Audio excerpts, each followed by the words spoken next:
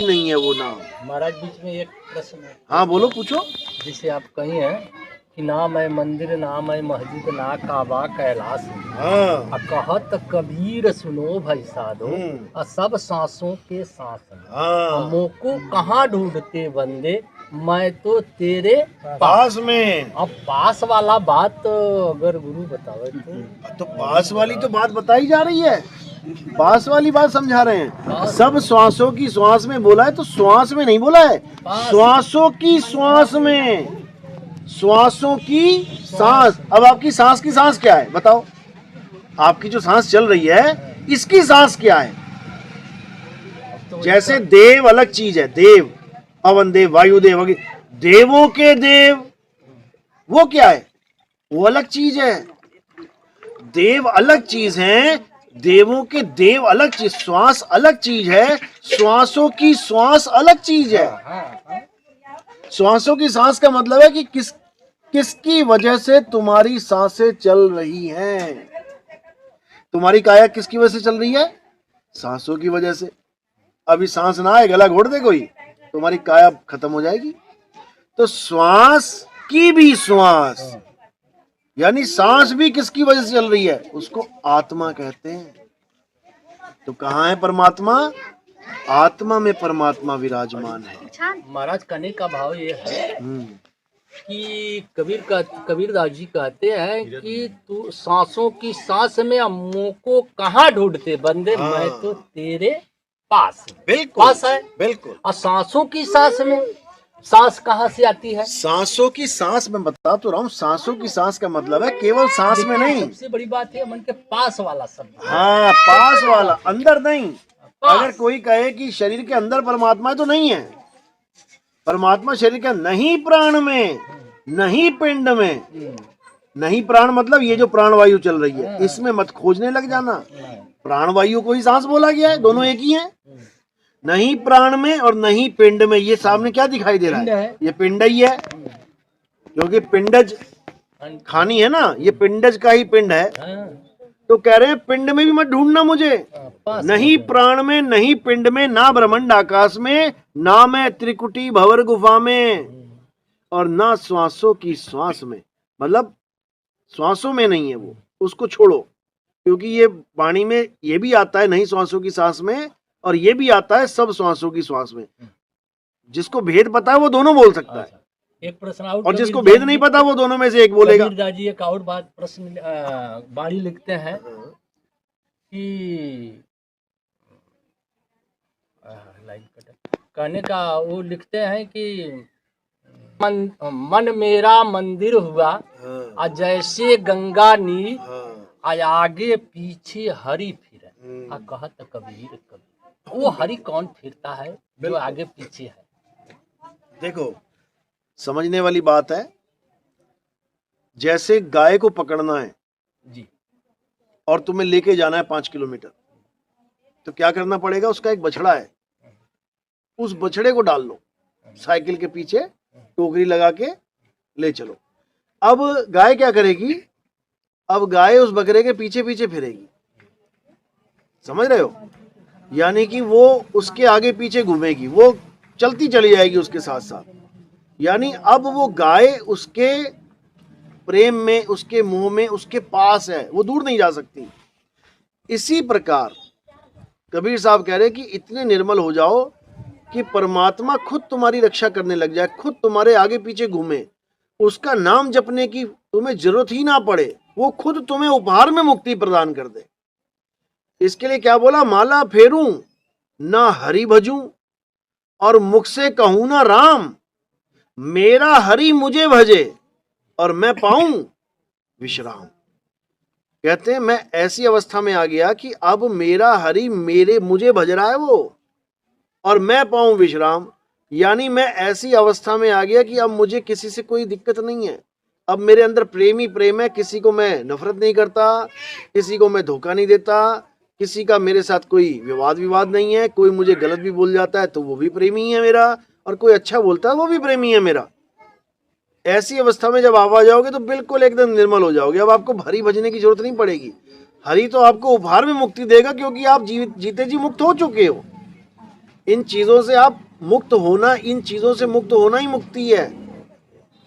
52 अक्षरों से मुक्त होना ही मुक्ति है। और जैसे कि हम आप जैसे सतनाम, क्या ये दुनिया में सत्य दिखाता है? वो सतनाम है, सत्य दिखता है, सतनाम, सत्य दिखता है, सतनाम, सत्य बिना दिखता सत्य है। के कुछ है ही नहीं। सत्य वो दिखता है क्या?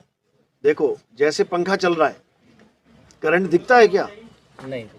लेकिन पता तो चलता है ना हाँ, भाई, पंखे में करंट आ गया, आपको पता चलेगा कि नहीं? चलिए, कैसे पता लगा?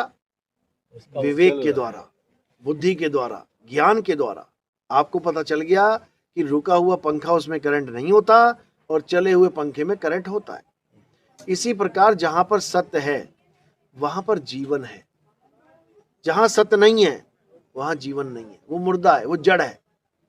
सत्य का मतलब है आत्मा, आत्मा ही सत्य है। हे अर्जुन, आत्मा के ये अलावा आत्मा और कुछ दिखती है सत्य ना? नहीं है। आत्मा दिखती है। आत्मा करंट की तरह दिखती नहीं है, अनुभव होती है। जैसे आपके पास आत्मा है ना, कितनी बार देख लिया आपने आत्मा को? कभी दिखी आज तक? कितनी उम्र होगी आपकी? उम्र 62 साल। 62 साल में क्या आपको एक दिन भी आपकी आत्मा दिखाई दी? लेकिन लिखावट के हिसाब से तो मालूम पड़ता है कि माने बताने वाला रहे तो दिखे। नहीं दिखी। जैसे देखेगा कौन? देखिए, वो हम नहीं देख सकते। हाँ। यदि हम अपने आँख से, जैसे कि हम क ख ग घ पढ़ रहे हैं, हम्म, तो जब तक हम अनपढ़ हैं तब तक हम क ख ग घ को कुछ नहीं समझते हाँ, कि वो क्या लिखा हुआ है। हम्म, लेकिन जब गुरु उसका मिलता है क ख ग घ दिखाने वाला, हम्म, तो हमको समझ में आता है कि ये क ख ग घ है, बिल्कुल। दिखता है ना। जैसे कि तुलसी के रामायण लिखता है कि है निकट सूझे नहीं, अधृग धृग ऐसी जिन, और तुलसी इस संसार को हुआ मोती। माया मोतिया बिल्कुल। अब दूसर के लाइन में कहते हैं कि साईं मेरा एक है, हम्म, और दूजा कहा न जा, और दूजा साईं जो कहे, और साईं खड़ा रसा। अब वो प्रश्न कर रहे हैं, कबीरदास जी भी यही बात पर कहते हैं कि नाम है मंदिर, नाम है मस्जिद, ना काबा कैलाश, या कहत कबीर सुनो भाई साधो, और सब सांसों की सांस में, अब मोको कहाँ ढूंढते बंदे, मैं तो तेरे पास में हूँ, कहीं दूर नहीं हूँ। बिल्कुल गलत है महाराज। नहीं, बिल्कुल सही है। श्रीमद् बिल्कुल भागवत सही है, गीता लेकिन कहता है, उसको केवल उसी जानने को से। इसी चीज को श्रीमद् भागवत गीता कहता है हाँ, कि नयनम शस्त्राणि नयनम दहति पावक, न चैतन्य क्लोदयंति शोषयति। क्योंकि अगर सतगुरु मिलेगा तो 1 मिनट, जो जाने सो दे ही जनाई, और जानत तू ही हो जाई। बहुत देरी की बात ना है, अगर जानने वाला हो तब। कैसे तो है इसी को तो कि समझा एक रहे हैं। नदी एक नार कहावत, मैलो नीर भरो, और दोनों मिल के एक भयो, सुरसरी नाम पढ़ो। कि कई मिनट लगा ला पवित्र होए में। अरे तो अगर सतगुरु है, यही एक तो समझा क्षण रहे हैं कि इसमें देखा देखी वाला तो काम ही नहीं है। जानत तुम ही हुई जाई। जब तुम ही हो गए तो फिर किसको देखोगे तुम? वो अपने से नहीं हो सकता है, जब तक अपना सतगुरु नहीं मिलेगा ना, तब तक अरे हो तुम्हें नहीं। ही वो तुम्हें बना देगा, हाँ, वो वो तुमको अपना ही ही तुम बना बना देगा। देगा, क्योंकि तुम खुद को ही नहीं जान रहे हो। काहे से कि आप ये बताओ कि आपने आत्मा को कभी नहीं देखा आज तक। आप क्या हो? शरीरों की आत्मा हो?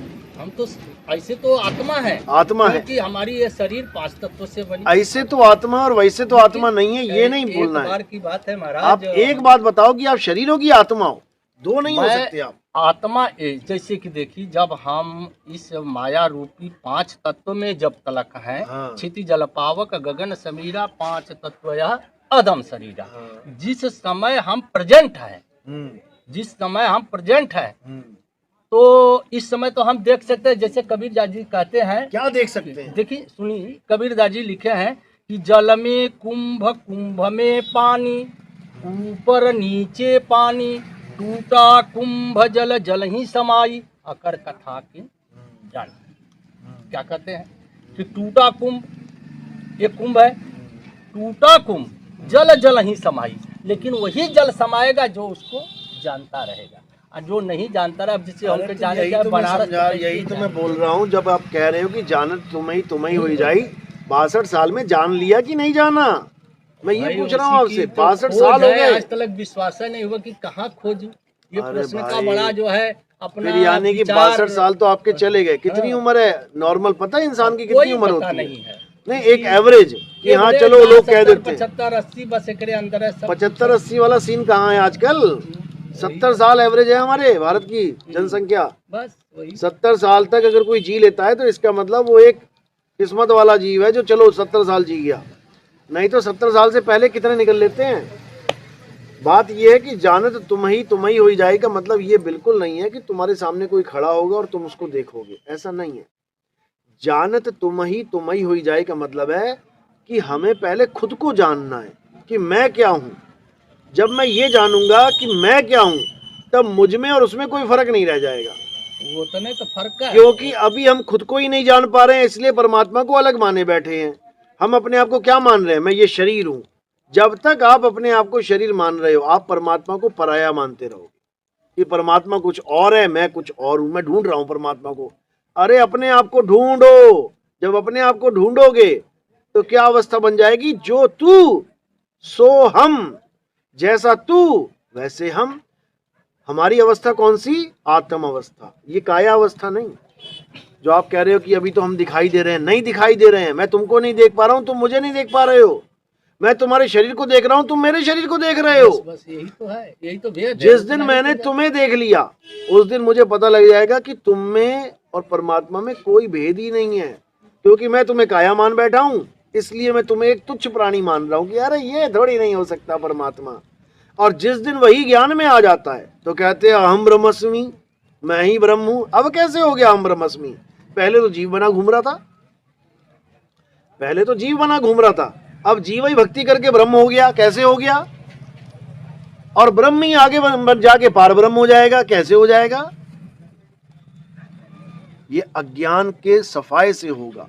जब तक तुम अज्ञानी हो, तुम जीव बने बैठे हो, मैं काया हूं, मैं लड़का हूं, मैं लड़की हूं, मैं बच्चा हूं, मैं बूढ़ा हूं, ये अज्ञान दशा है। जैसी ये अज्ञान दशा खत्म हुई और तुम अर्ध ज्ञान में आ गए, यानी आधे ज्ञान में, तुम ब्रह्म हो जाते हो।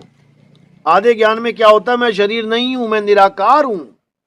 और जब पूर्ण ज्ञान हो जाता है तुम्हें, तब तुम पार ब्रह्म हो जाते हो। आरती में गाते हैं ना, पार ब्रह्म परमेश्वर तुम सबके स्वामी।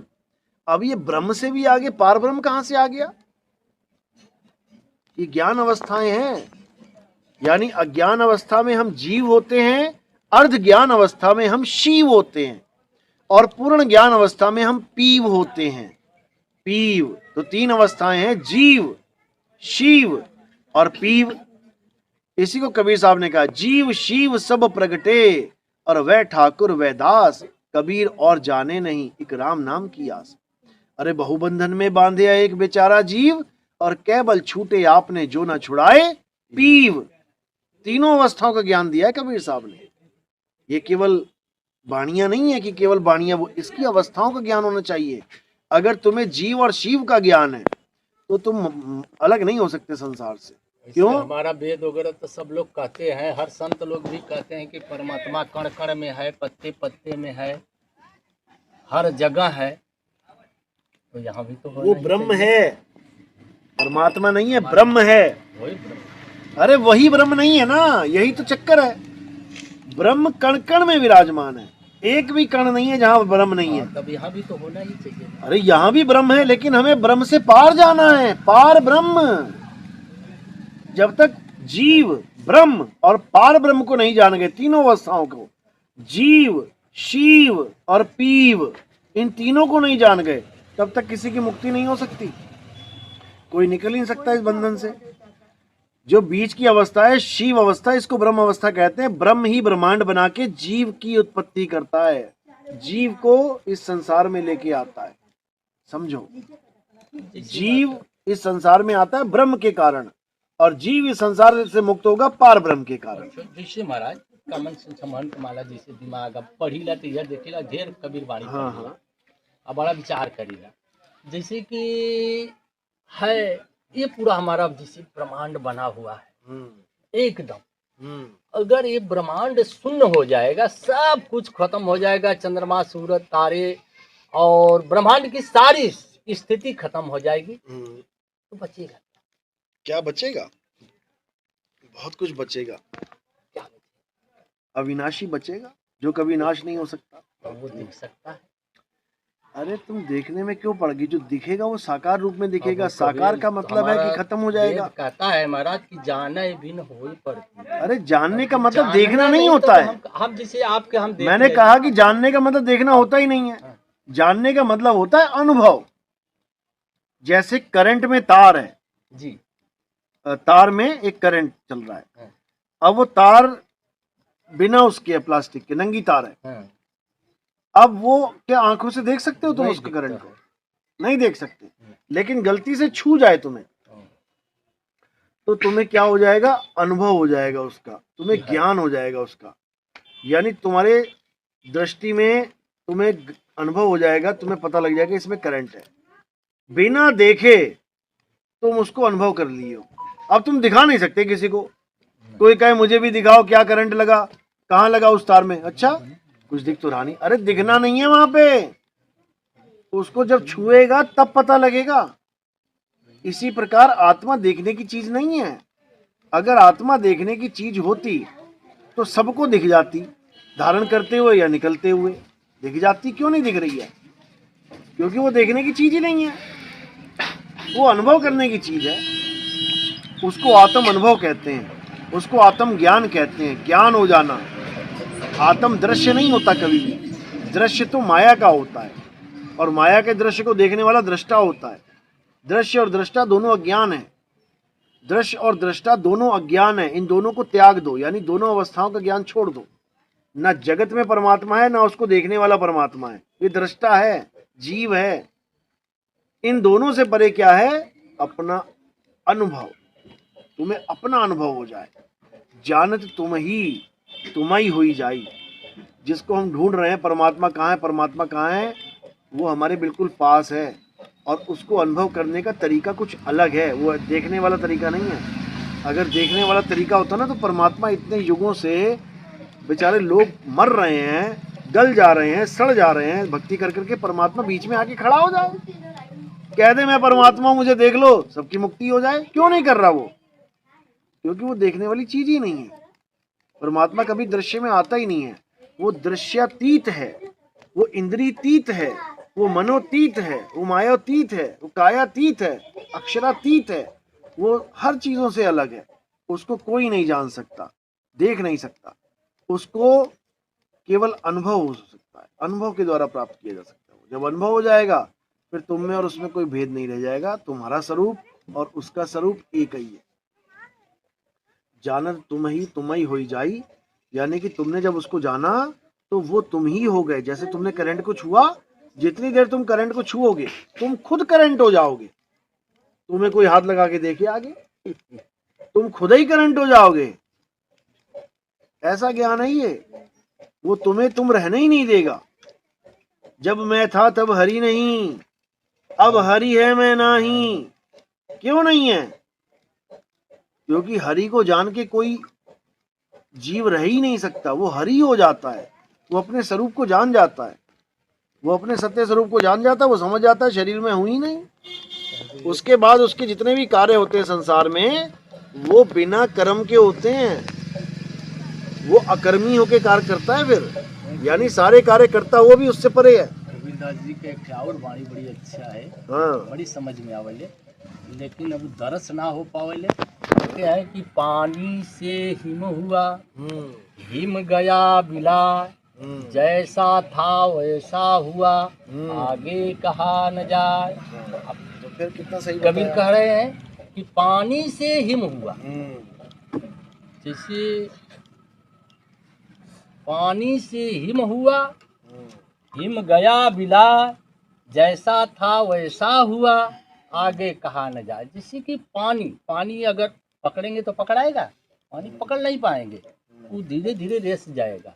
लेकिन उसी पानी को अगर हम फ्रिज में रख देंगे तो क्षणिक मात्र तक हम उसको देख सकते हैं। लेकिन वो भी धीरे धीरे जो वर्ण है, जैसा वो था वैसा धीरे धीरे हो जाए। उसी तरह से शरीर को कहते हैं कि पानी जैसे है, पानी से बना हुआ है और हिम के तरह है, लेकिन धीरे धीरे बह रही है, ये जा रही है बर्फ की तरह। और जैसा था वैसा हुआ, आगे कहा न जाए। अब कैसा हो गया, अब कैसा को जान जाए तब वह काम बने वाली है, तभी ये सब कैसे विषय को है। जानेंगे कैसे? बिना सदगुरु तो कैसे जान बिना गुरु के भेद बताए कोई जान नहीं सकता। ना मिले। पानी से हिम हुआ, ठीक है, यहाँ पानी का भाव क्या है और हिम का भाव क्या है? यहाँ भाव है पानी का कि तुम पहले आत्मा थे, आत्मा को कोई पकड़ नहीं सकता, जी। लेकिन तुम अपने स्वरूप को भूल के तुम क्या बन गए? बर्फ बन गए। अब पकड़ पकड़ के हथकड़ियां लगी हुई हैं, जेलों में ठूसे जा रहे हो, काटे जा रहे हो, मारे जा रहे हो। समझ रहे हो? पानी में चाकू मारो तो काट नहीं सकते तुम, और बर्फ में चाकू मारो तो 2 टुकड़ों में काट दोगे। तो यानी कि जिसको कोई काट नहीं सकता, जला नहीं सकता, मार नहीं सकता, सुखा नहीं सकता, वो इस भ्रम में बैठा है कि मुझे काट दिया गया, मुझे जला दिया गया, मुझे मार दिया गया। यानी एक आत्मा जो अजर अमर अविनाशी है, वो अपने आप को शरीर मान के बैठी है और अपने भगवान को भी शरीर मान लिया है। राम जी की पूजा कर रही है, श्याम जी की पूजा कर रही है, किसकी पूजा चल रही है?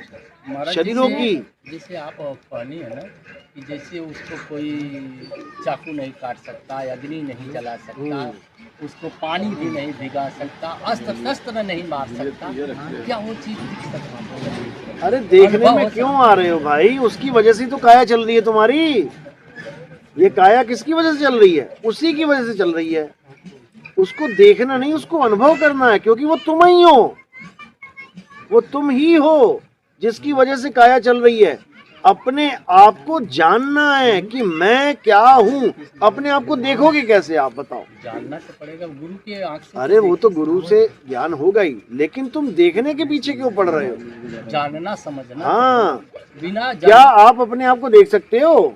आप अपना प्रतिबिंब देख सकते हो? आप अपने आप को देख के दिखाओ। कैसे देखोगे अपने आप को? अरे अगर तुम किसी को देख रहे हो तो इसका मतलब देखने वाला और दिखने वाला 2 हो गए। वो 2 हो गए, 2 है नहीं, वो एक ही है। जो दिखे सो माया। एक कमरे में एक कुत्ता रखा है, एक कुत्ता। कितने कुत्ते हैं कमरे में? एक। अब एक शीशा रख दिया आगे, अब कितने कुत्ते हो गए? कितने हो गए? अब तो सामने सामने तो 2 हो गए। 2 हो गए। बस यही भ्रम है। कुत्ता एक ही है और एक उसका प्रतिबिंब है। कुत्ते 2 थोड़ी नहीं है वहां पे, वो प्रतिबिंब है। वो प्रतिबिंब दृश्य बन गया है। दृश्य को देख के कुत्ता भौंक रहा है। कुत्ता एक ही है कमरे में, 2 प्रतीत हो रहा है, और जो दूसरा प्रतीत हो रहा है यही भ्रम है। अगर तुम्हें कुछ दिख रहा है तो वो भ्रम है। तुम्हें भ्रम को त्याग के खुद को जानना है। अगर वो कुत्ता ये जान जाए कि मैं अकेला हूं इस दुनिया में, इस कमरे में मैं अकेला हूं, मेरे अलावा दूसरा कोई है नहीं, तो भाई साहब एक बार भी भौंकने की जरूरत नहीं पड़ेगी उसे। मेरे अलावा दूसरा कोई है, इस भ्रम में रहना ही उसकी मौत का कारण बन जाता है। जैसे स्वान कांच मंदिर में भ्रम ते भूख मरे हो, और कहें कबीर नलनी के सुगना तोहे कौन पकड़े हो। जैसे उसका प्रतिबिंब उसको नहीं काट सकता, वो शीशे वाला कुत्ता ना तो उसके ऊपर भौंक सकता है, ना उसको काट सकता है, ना उसको छू सकता है, फिर भी वो उसकी मौत का कारण बन जाएगा, अज्ञानतावश। इसलिए अपने अलावा, यानी अपने सत्य स्वरूप के अलावा किसी और की आस में नहीं रहना है। तू उड़ जा हंस अकेला, अकेले को दुकेला नहीं मिलना चाहिए कोई, नहीं तो हंसा फंस जाएगा। हंस को अपने ऊपर विश्वास करके अपने स्वरूप में स्थित हो जाना है। जब अपने में हो जाओगे तो जो तू सो हम, ये भेदभाव खत्म हो जाएगा। परमात्मा अलग आत्मा अलग वाला खेल खत्म हो जाएगा। फिर एक ही एक रहेगा। आप पे आप रहेला साधो भाई, आप पे आप रहेला, और ना कोई गुरु ना चेला साधो भाई, आप पे आप रहेला। यानी तुम ही तुम रह जाओगे, क्योंकि तुम्हारी सृष्टि है। तुम ही ब्रह्म अवस्था में सृष्टि बना रहे हो और तुम ही जीव अवस्था में भोग रहे हो। अब तुम दोनों अवस्थाओं को भूल गए हो। ना तो तुम्हें अपनी शुद्ध चैतन्य अवस्था पार ब्रह्म अवस्था पता है, ना ही तुम्हें अपनी ब्रह्म अवस्था पता है, और तुम जीव बने बैठे अब ब्रह्म को ढूंढ रहे हो। और ब्रह्म कहाँ है? अहम ब्रह्मस्मि। और पार ब्रह्म कहाँ है? पार ब्रह्म भी तेरे पास में, सब कुछ तेरे पास में, लेकिन भटक रहा है। तो जब शिव अवस्था वाला गुरु मिलेगा तो तुम्हें शिव बना देगा। ब्रह्म अवस्था वाला गुरु मिलेगा तुम्हें ब्रह्म ज्ञानी बना देगा। और पार ब्रह्म अवस्था वाला गुरु मिलेगा तो तुम्हें ब्रह्म के पार पहुंचा देगा। यानी जहां काया माया, जहां सृष्टि है ही नहीं, ना वहां सृष्टि ना सृजनहारा, साधो ऐसा देश हमारा, साधो ऐसा देश हमारा। ना वहां सृष्टि है और ना सृजनहारा। सृजनहारा कौन है? ब्रह्म। ब्रह्म ही ब्रह्मांड को बनाता है। ब्रह्मांड क्यों नाम रखा है? ब्रह्म का ही अंश है ये ब्रह्मांड। ब्रह्म से ही ब्रह्मांड बनता है। और ब्रह्मांड में किसकी उत्पत्ति हो रही है? इस काया माया की। जीव धारण कर रहा है इसको। उलझे पड़े हैं सारे, कैसे निकलेंगे? नहीं निकल सकते। तो इसीलिए पार ब्रह्म को जानो तब कल्याण होगा। पार ब्रह्म ही परमात्मा है। सतनाम साहिब।